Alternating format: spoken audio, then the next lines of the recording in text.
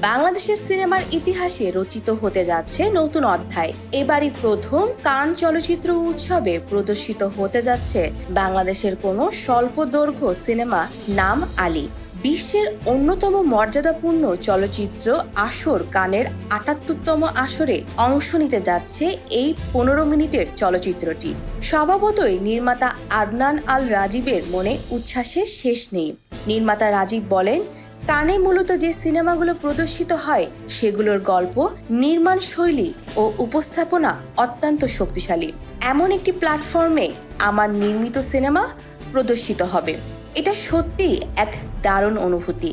রাজীবের এই সিনেমা কেবল প্রদর্শনেই সীমাবদ্ধ থাকছে না, বরং অংশ নিচ্ছে প্রতিযোগিতায়ও।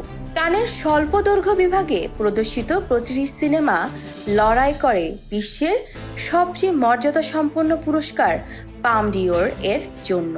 স্বল্প দৈর্ঘ্য বিভাগের সব সিনেমারই হয় ২টি করে প্রদর্শনী, যা একদিনের মধ্যেই অনুষ্ঠিত হয়।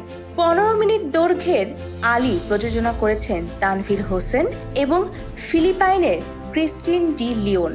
দুই দেশের প্রযোজকের সমন্বয়ে তৈরি এই কাজটিতে পর্দায় তুলে ধরা হয়েছে একটি অনিবার্য এবং গভীর সত্য, যা দর্শকদের ভাবনায় নাড়া দেবে বলে আশা করছেন নির্মাতা।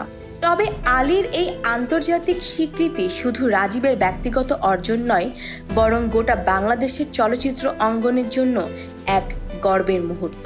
দীর্ঘদিন ধরে যেসব নির্মাতা স্বল্প দৈর্ঘ্য কিংবা স্বাধীন ধারার চলচ্চিত্রে কাজ করে যাচ্ছেন, তাদের জন্য এটি এক বিশাল অনুপ্রেরণা। রাজীব এর আগেও বিজ্ঞাপন ও গল্প নির্ভর কাজের জন্য পরিচিতি পেয়েছেন, কিন্তু আলী যেন তার ক্যারিয়ারের মোড় ঘুরিয়ে দিতে চলেছে। এই সিনেমার মাধ্যমে আন্তর্জাতিক অঙ্গনে বাংলাদেশের প্রতিনিধিত্ব করতে পেরে তিনি নিজেকে সৌভাগ্য বলে মনে করছেন। উল্লেখ্য, কানের ৭৮তম আসর শুরু হয়েছে ১৩ মে ফ্রান্সের কান শহরে।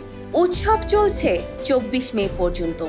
এই সময়ের মধ্যে আলী প্রদর্শিত হবে বিশ্বের নানা প্রান্ত থেকে আগত সিনেমা প্রেমী ও চলচ্চিত্র সমালোচকদের সামনে। আলী শুধু একটি সিনেমা নয়, এটি বাংলাদেশের নতুন স্বপ্ন, নতুন আশা, আন্তর্জাতিক মঞ্চে দেশীয় গল্প বলার সাহসী এক পদক্ষেপ।